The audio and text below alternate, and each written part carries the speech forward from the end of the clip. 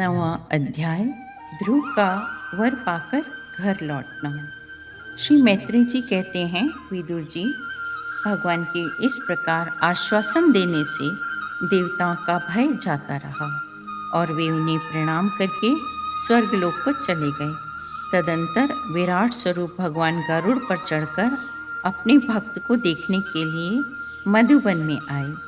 उस समय ध्रुव जी तीव्र योगाभ्यास से एकाग्र हुई बुद्धि के द्वारा भगवान की बिजली के समान दैदीप्यमान जिस मूर्ति का अपने हृदय कमल में ध्यान कर रहे थे, वह सहसा विलीन हो गई, गुम हो गई।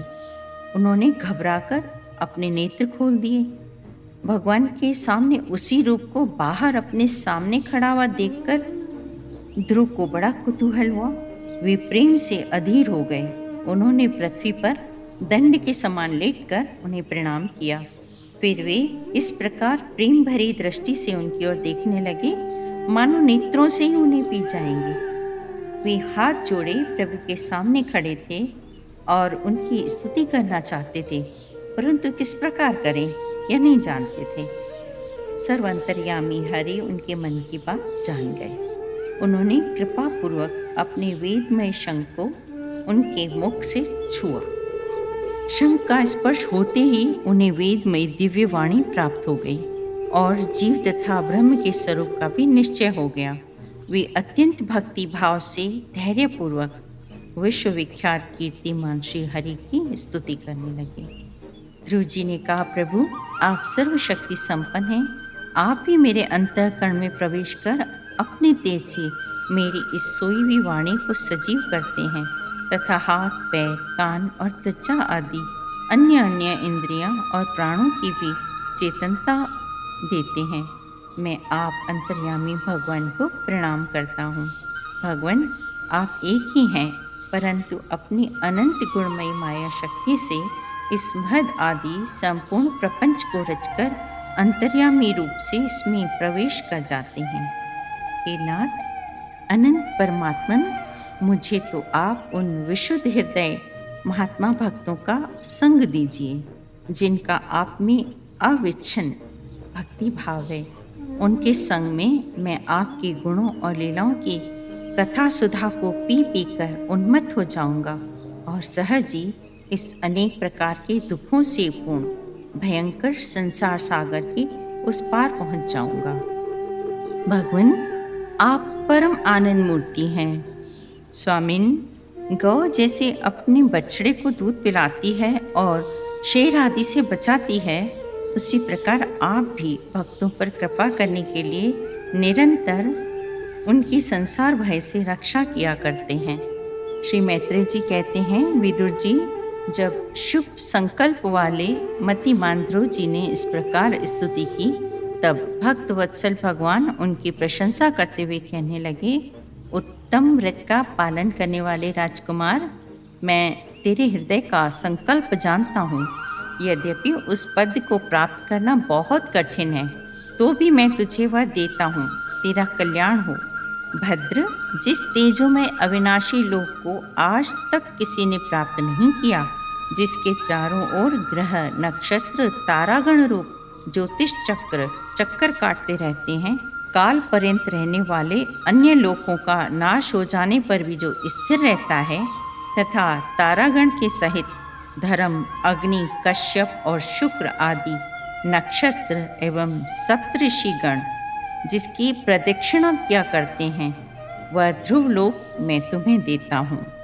यहाँ भी जब तेरे पिता तुझे राज सिंहासन देकर वन को चले जाएंगे, तब तू 36,000 वर्ष तक धर्मपूर्वक पृथ्वी का पालन करेगा। तेरी इंद्रियों की शक्ति ज्यों की त्यों बनी रहेगी। आगे चलकर किसी समय तेरा भाई उत्तम शिकार खेलता हुआ मारा जाएगा, तब उसकी माता सुरुचि पुत्र प्रेम में पागल होकर उसे वन में खोजती हुई दावानल में प्रवेश कर जाएगी। यज्ञ मेरी प्रिय मूर्ति है। तू अनेकों बड़ी बड़ी दक्षिणाओं वाले यज्ञों के साथ मेरा यजन करेगा तथा उत्तम उत्तम भोग भोग कर अंत में मेरा ही स्मरण करेगा। इससे तू अंत में संपूर्ण लोकों के वंदनीय और सप्त ऋषियों से भी ऊपर मेरे निज धाम को जाएगा, जहाँ पहुँच जाने पर फिर संसार में लौटकर आना नहीं होता। श्री मैत्रेय जी ने कहा, ध्रुव जी का हृदय अपनी सौतेली माता के बाग बाणों से बिंध गया था तथा वर मांगते समय भी उन्हें उनका स्मरण बना हुआ था। इसी से उन्होंने मुक्तिदाता श्री हरि से मुक्ति नहीं मांगी। अब जब भगवत दर्शन से वह मनो मालिन्य दूर हो गया तो उन्हें अपनी इस भूल के लिए पश्चाताप हुआ।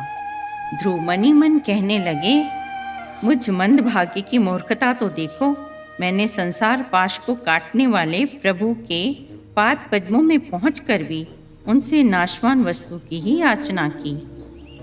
मैं बड़ा ही पुण्यहीन हूँ। जिस प्रकार कोई कंगला किसी चक्रवर्ती सम्राट के प्रसन्न होने पर उससे खाली चावलों की कन्नी मांगे, उसी प्रकार मैंने भी आत्मानंद प्रदान करने वाले श्री हरि से मूर्खतावश व्यर्थ का अभिमान बढ़ाने वाला उच्च पद आदि ही मांगा।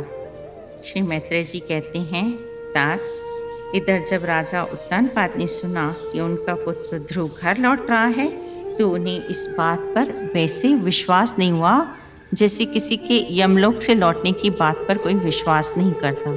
उन्होंने यह सोचा कि मुझ अभागे का ऐसा भाग्य कहाँ, परंतु फिर उन्हें देवर्षि नारद की बात याद आ गई।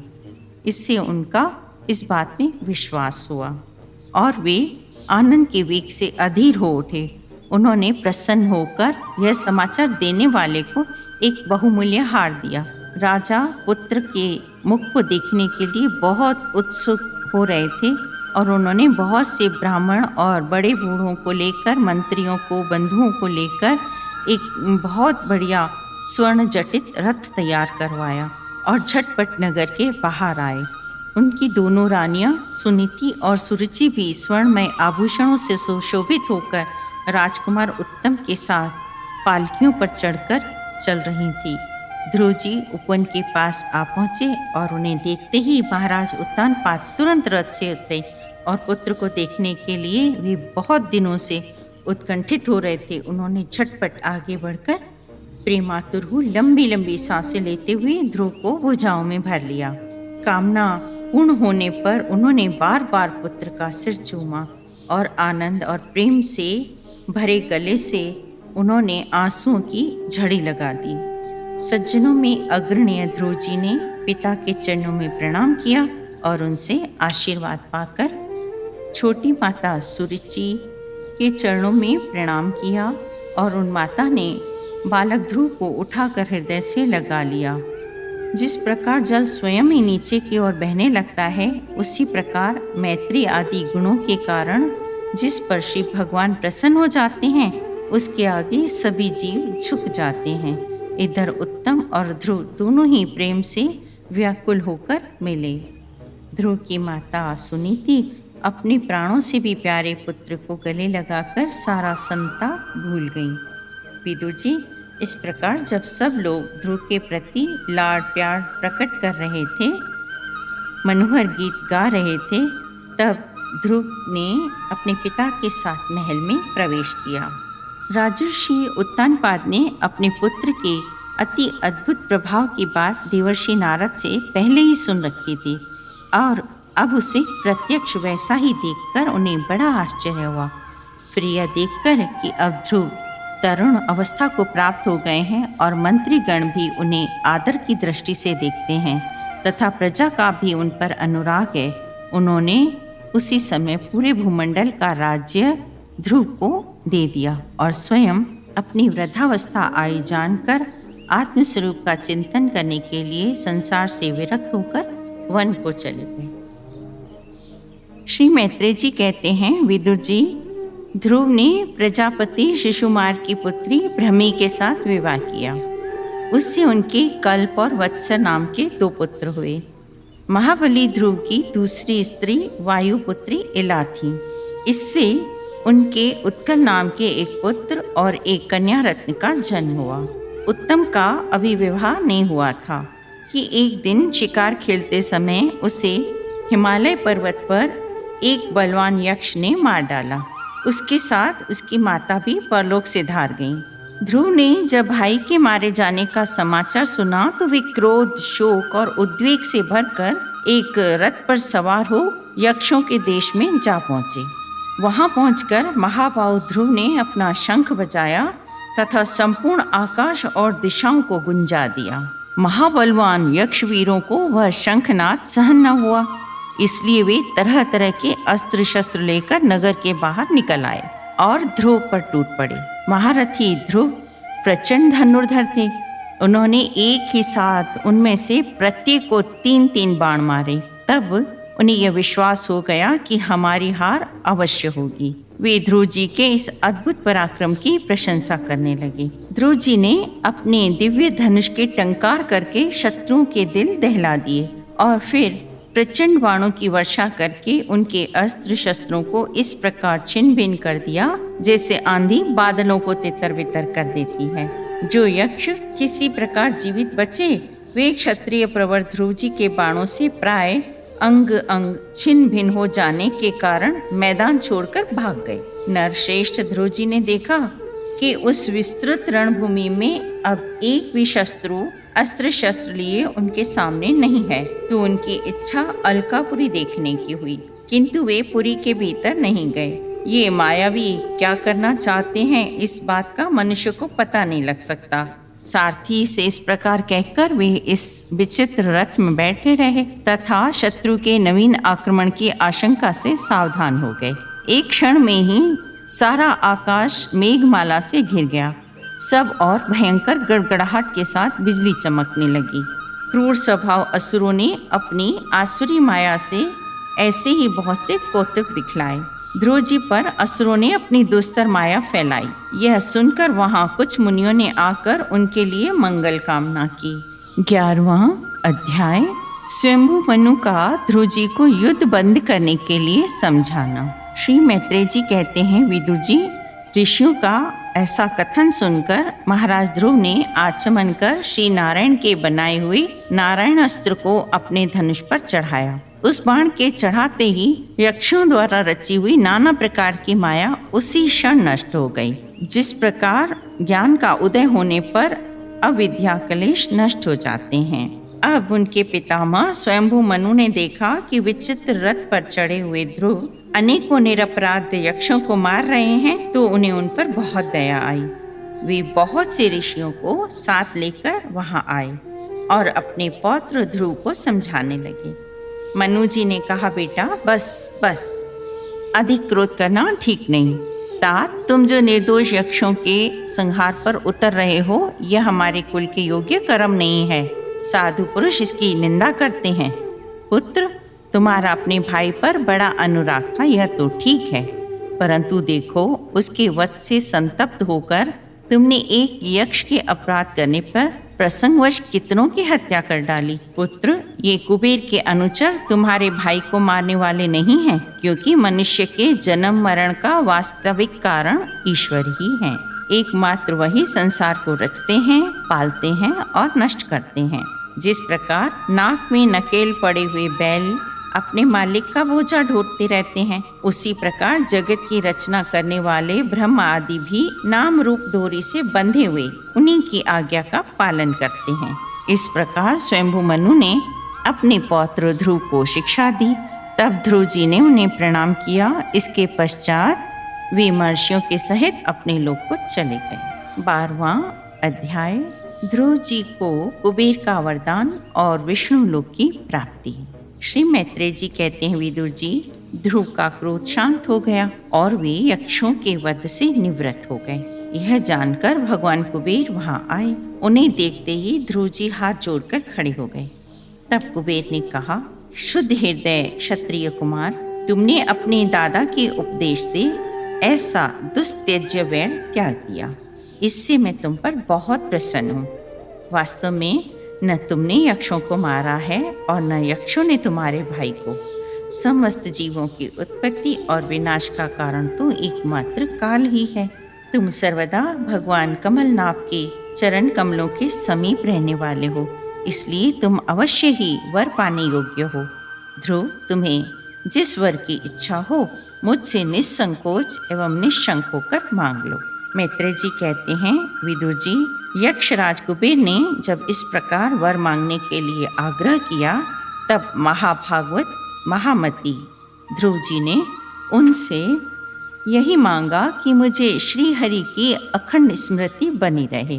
इसके पश्चात ध्रुव जी भी अपनी राजधानी को लौट आए। वहां रहते हुए उन्होंने बड़ी बड़ी दक्षिणा वाले यज्ञों से भगवान यज्ञ पुरुष की आराधना की और इस प्रकार ऐश्वर्य भोग से त्याग पूर्वक यज्ञ आदि कर्मों के करते हुए उन्होंने 36,000 वर्ष तक पृथ्वी का शासन किया।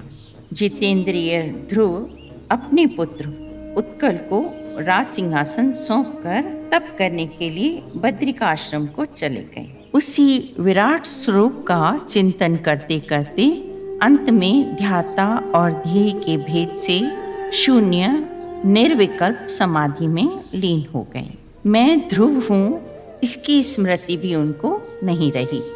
इसी समय ध्रुव जी ने आकाश में एक बड़ा ही सुंदर विमान उतरते देखा। वह अपने प्रकाश से 10 दिशाओं को आलोकित कर रहा था, मानो पूर्णिमा का चंद्रमा ही उदय हुआ हो। तब श्री हरि के प्रिय पार्षद सुनंद और नंद ने उनके पास आकर मुस्कुराते हुए कहा, राजन, आपका कल्याण हो। आप सावधान होकर हमारी बात सुनिए। आपने 5 वर्ष की अवस्था में ही तपस्या करके भगवान को प्रसन्न कर लिया था। हम उन्हीं निखिल जगत नियता शांकपाणी भगवान विष्णु के सेवक हैं और आपको भगवान के धाम में ले जाने के लिए यहाँ आए हैं। प्रियवर, आज तक आपके पूर्वज तथा और कोई भी उस पद पर कभी नहीं पहुँच सका। आयुष्मान, यह श्रेष्ठ विमान पुण्य श्लोक शिखामणि श्री हरि ने आपके लिए ही भेजा है। आप इस पर चढ़ने योग्य हैं। भगवान के प्रमुख पार्षदों के ये अमृतमय वचन सुनकर परम भागवत ध्रुव जी ने स्नान किया। फिर संध्या वंदन आदि कर्म करके मांगलिक अलंकारों से सुशोभित हो बद्रिकाश्रम में रहने वाले मुनियों को प्रणाम करके उनका आशीर्वाद लेकर उसके बाद उस श्रेष्ठ विमान की पूजा और प्रदक्षिणा की। फिर पार्षदों को प्रणाम कर उस स्वर्णमयी विमान पर चढ़ने को तैयार हुई। इतने में ही ध्रुव जी ने देखा कि काल मूर्तिमान होकर उनके सामने खड़ा है। तब वे मृत्यु के सिर पर पैर रखकर उस समय अद्भुत विमान पर चढ़ गए। विमान पर बैठकर ध्रुव जी ज्यों ही भगवान के धाम को जाने के लिए तैयार हुए, त्यों ही उन्हें अपनी माता सुनीति का स्मरण हो आया। वे सोचने लगे, क्या मैं बेचारी माता को छोड़कर अकेला ही दुर्लभ वैकुंठ धाम को जाऊंगा? नंद और सुनंद ने ध्रुव के हृदय की बात जानकर उन्हें दिखलाया कि देवी सुनीति आगे आगे दूसरे विमान पर जा रही हैं। उन्होंने क्रमशः सूर्य आदि सभी ग्रह देखे। मार्ग में जहाँ तहाँ विमानों पर बैठे हुए देवता उनकी प्रशंसा करते और फूलों की वर्षा करते। उस दिव्य विमान पर बैठकर ध्रुव जी ने त्रिलोकी को पार कर सप्त ऋषि मंडल से भी ऊपर भगवान विष्णु के नित्य धाम में पहुँचे। इस प्रकार उन्होंने अविचल गति प्राप्त की। यह दिव्य धाम अपने ही प्रकाश से प्रकाशित है। 13वां अध्याय, ध्रुव वंश का वर्णन, राजा अंग का चरित्र। श्री मैत्रेय जी ने कहा, विदुर जी, महाराज ध्रुव के वन चले जाने पर उनके पुत्र उत्कल ने अपने पिता की सार्वभौम वैभव और राज सिंहासन को अस्वीकार कर दिया। वह जन्म से ही शांतचित्त, आसक्ति शून्य और समदर्शी थे तथा संपूर्ण लोगों को अपनी आत्मा में और अपनी आत्मा को संपूर्ण लोगों में स्थित देखते थे। इससे उनका अंतःकरण वासना रूप मल अखंड योगाग्नि से भस्म हो गया था। इसलिए कुल के बड़े बूढ़े तथा मंत्र आदियों ने उसे मूर्ख और पागल समझकर उसके छोटे भाई ब्रह्मीपुत्र वत्सर को राजा बनाया। वत्सर की भार्या स्ववीर्ति के गर्भ से पुष्पाण, तिंगकेतु, ईश, ऊर्ज, वसु और जय नाम के 6 पुत्र हुए और कई पौत्र प्रपौत्र हुए। उनमें से एक थे अंग। अंग की पत्नी सुनीता ने क्रूर कर्मा वेन को जन्म दिया, जिसकी दुष्टता से उद्विग्न होकर राजर्षि अंगनगर छोड़कर कई जगहों पर चले गए। प्यारे विदुर जी, मुनियों के वाक्य वज्र के समान अमोघ होते हैं। उन्होंने क्रोधित होकर वेन को श्राप दिया था, और जब वो मर गया तब कोई राजा न होने के कारण लोक में लुटेरों के द्वारा प्रजा को बहुत कष्ट होने लगा। यह देखकर उन्होंने वेन की दाहिनी भुजा का मंथन किया, जिससे भगवान विष्णु के अंश अवतार आदि सम्राट महाराजा पृथु प्रकट हुए। विदुर जी ने पूछा, ब्राह्मण, महाराज अंग तो बड़े शील संपन्न, साधु स्वभाव, ब्राह्मण भक्त और महात्मा थे, उनके वेन जैसा दुष्ट पुत्र कैसे प्राप्त हुआ? राजदंडाधिकारी वेन का भी ऐसा क्या अपराध था जो धर्मज्ञ मुनीश्वरों ने उसके प्रति शाप रूप ब्रह्मदंड का उपयोग किया? ब्राह्मण, आप भूत भविष्य की बातें जानने वालों में श्रेष्ठ हैं, इसलिए आप मुझे सुनीता के पुत्र वेन की सब करतूतें सुनाइए। श्री मैत्रेय जी ने कहा, विदुर जी, एक बार राजर्षि अंग ने अश्वमेध महायज्ञ का अनुष्ठान किया। उसमें वेदवादी ब्राह्मणों के आह्वान करने पर भी देवता लोग अपना अपना भाग लेने नहीं आए। तब ऋषियों ने विस्मित होकर यजमान अंग से कहा, राजन, हमें ऐसी कोई बात नहीं दिखती कि इस यज्ञ में देवताओं का किंचित भी तिरस्कार हुआ हो। फिर भी कर्माध्यक्ष देवता लोग अपना अपना भाग क्यों नहीं ले रहे, ये हमें समझ नहीं आया। श्री मैत्रेय जी कहते हैं, ऋषियों की बात सुनकर यजमान अंग बहुत उदास हो गए। तब उन्होंने याजकों की अनुमति से मौन तोड़कर सदस्यों से पूछा, सदस्यों, देवता लोग बुलाने पर भी यज्ञ में नहीं आ रहे, न ही सोमपात्र ग्रहण करते हैं। आप बताइए, मुझसे ऐसा क्या अपराध हुआ है? तब सदस्यों ने कहा, राजन, इस जन्म में तो आपसे तनिक भी अपराध नहीं हुआ। हाँ, पूर्व जन्म का एक अपराध अवश्य है, जिसके कारण आप ऐसे सर्व संपन्न होने पर भी पुत्रहीन हैं। आपका कल्याण हो, इसलिए पहले आप सुपुत्र प्राप्त करने का कोई उपाय कीजिए। यदि आप पुत्र की कामना से यज्ञ करेंगे तो भगवान यज्ञेश्वर आपको अवश्य पुत्र प्रदान करेंगे। जब संतान के लिए साक्षात यज्ञ पुरुष श्री हरि का आह्वान किया जाएगा, तब देवता लोग स्वयं ही अपना अपना यज्ञ भाग ग्रहण करेंगे। इस प्रकार राजा अंग को पुत्र प्राप्ति कराने का निश्चय किया। उससे यथा समय उसके एक पुत्र हुआ। वह बालक बाल्यावस्था से ही अपने अधर्म के वश अपने नाना मृत्यु का अनुगामी था। सुनीता मृत्यु की पुत्री थी, इसलिए वह भी अधार्मिक ही हुआ। वह दुष्ट बालक धनुष बाण चढ़ाकर वन में जाता। उसे देखते ही पूर्ववासी लोग वेन आया कहकर पुकार उठते।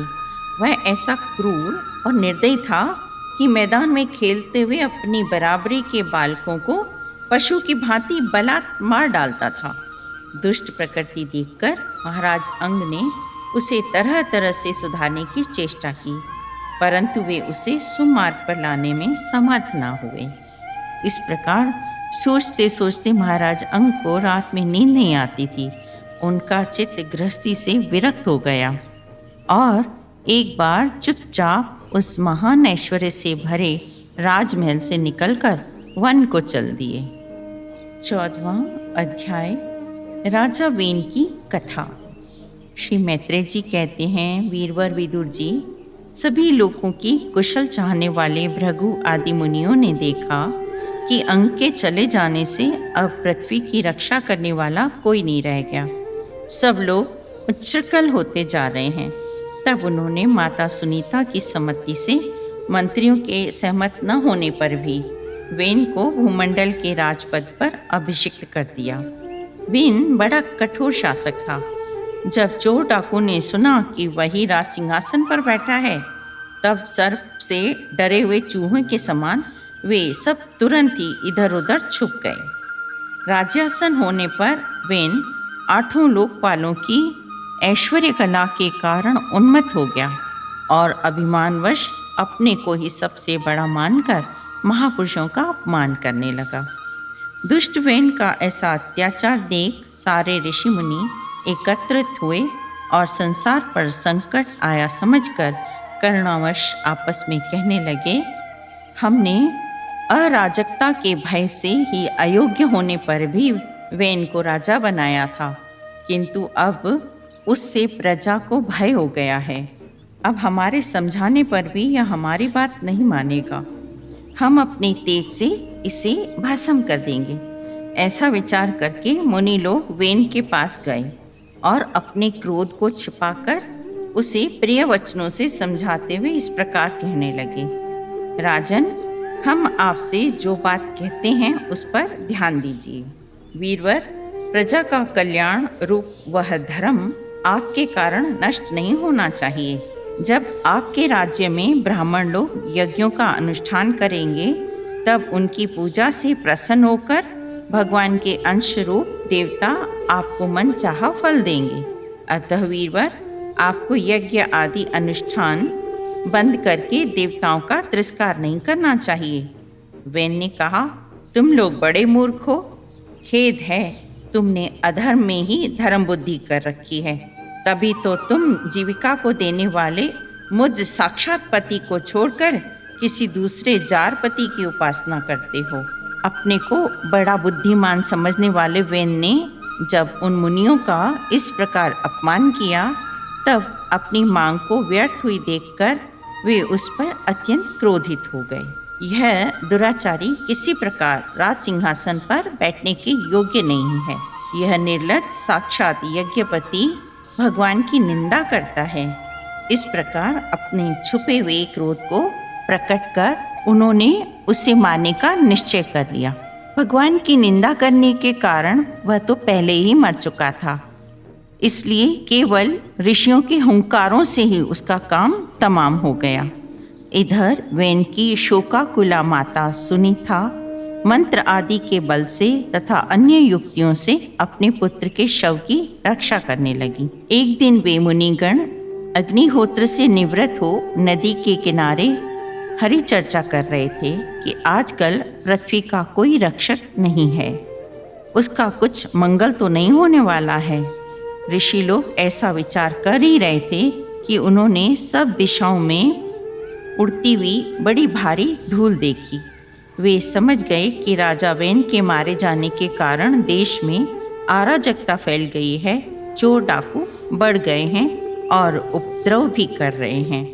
फिर राजर्षि अंग का वंश भी नष्ट नहीं होना चाहिए। वे भगवत परायण राजा हो चुके हैं, ऐसा निश्चय कर उन्होंने मृत राजा की जांघ को बड़े जोर से मथा, तो उसमें से एक बोना पुरुष उत्पन्न हुआ, जिसकी नाक चपटी, नेत्र लाल और केश तांबे के से रंग के थे। उसने बड़ी दीनता और नम्र भाव से पूछा कि मैं क्या करूं? तो ऋषियों ने कहा, निशीत। निशीत संस्कृत में बैठ जा को बोलते हैं, इसी से वो निषाद कहलाया। उसने जन्म लेते ही राजा वेन के भयंकर पापों को अपने ऊपर ले लिया, इसलिए उसके वंशधर निषाद भी हिंसा, लूटपाट आदि कर्मों में रत रहते हैं। अतः वे गांव और नगर में न टिककर वन और पर्वतों में ही निवास करते हैं।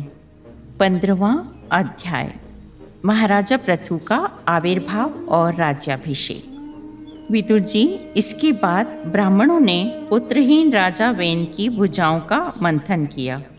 तब उनसे एक स्त्री पुरुष का जोड़ा प्रकट हुआ। ब्रह्म ऋषि उस जोड़े को उत्पन्न हुआ देख उसे भगवान का अंश जान बहुत प्रसन्न हुए।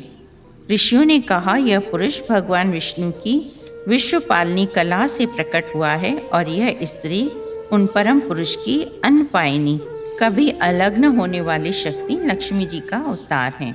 इससे जो पुरुष है वह अपने सुयश का प्रथन अर्थात विस्तार करने के कारण परम यशस्वी पृथु नामक सम्राट होंगे और यह सुंदर सभी गुणों से संपन्न ये सुंदरी उन पृथु को ही अपना पति बनाएगी। इसका नाम अर्ची होगा। पृथु के रूप में साक्षात श्री हरि के अंश ने ही संसार की रक्षा के लिए अवतार लिया और अर्ची के रूप में भगवान की सेवा में रहने वाली उनकी नित्य सहचरी श्री लक्ष्मी जी ही प्रकट हुई। श्री मैत्रेय जी कहते हैं, विदुर जी, उस समय ब्राह्मण लोग पृथु की स्तुति करने लगे। श्रेष्ठ गंधर्वों ने गुणगान किया, सिद्धों ने पुष्प वर्षा की। वेदवादी ब्राह्मणों ने महाराज पृथु के अभिषेक का आयोजन किया। सुंदर वस्त्र और आभूषणों से अलंकृत महाराजा पृथु का विधिवत राज्याभिषेक हुआ। मागध और बंदीजन उनकी स्तुति करने लगे। तब उन स्तुति करने वालों का अभिप्राय समझकर वेन पुत्र परम प्रतापी महाराज पृथु ने हंसते हुए मेघ के समान गंभीर वाणी में कहा, सौम्य सूत, मागध और बंदीजन, अभी तो लोक में मेरा कोई भी गुण प्रकट नहीं हुआ, फिर तुम किन गुणों को लेकर मेरी स्तुति करोगे? मेरे विषय में तुम्हारी वाणी व्यर्थ नहीं होनी चाहिए, इसलिए मुझसे भिन्न किसी और की स्तुति करो। मृदुभाषियों, जब मेरे अप्रकट गुण प्रकट हो जाएं, तब भरपेट अपनी मधुर वाणी से मेरी स्तुति कर लेना। 16वां अध्याय, बंदीजन द्वारा महाराज पृथु की स्तुति। श्री मैत्रेय जी कहते हैं, महाराज पृथु ने जब इस प्रकार कहा, तब उनके वचन अमृत का आस्वादन करके सूत आदि गायक लोग बड़े प्रसन्न हुए। आप में आदर बुद्धि रखकर मुनियों के उपदेश के अनुसार उनकी प्रेरणा से हम आपके परम प्रशंसनीय कर्मों का कुछ विस्तार करना चाहते हैं। आप धर्मधारियों में श्रेष्ठ महाराज पृथु लोक को धर्म में प्रवृत्त करके धर्म मर्यादा की रक्षा करेंगे तथा उसके विरोधियों को दंड देंगे। ये कर आदि के द्वारा कभी धन संचय नहीं करेंगे और उसका प्रजा के हित के लिए ही व्यय करेंगे। शत्रु कभी इन्हें हरा नहीं सकेंगे। परस्त्री में ये माता के समान भक्ति रखेंगे, प्रजा पर पिता के समान प्रेम रखेंगे और ब्रह्मवादियों के सेवक होंगे। इनकी आज्ञा का विरोध कोई भी न कर सकेगा तथा ये सारी दिशाओं को जीतकर और अपने तेज से प्रजा के क्लेश रूपी कांटे को निकालकर संपूर्ण भूमंडल के शासक होंगे। उस समय देवता और असुर भी इनके विपुल प्रभाव का वर्णन करेंगे। ओम नमो भगवते वासुदेवाय।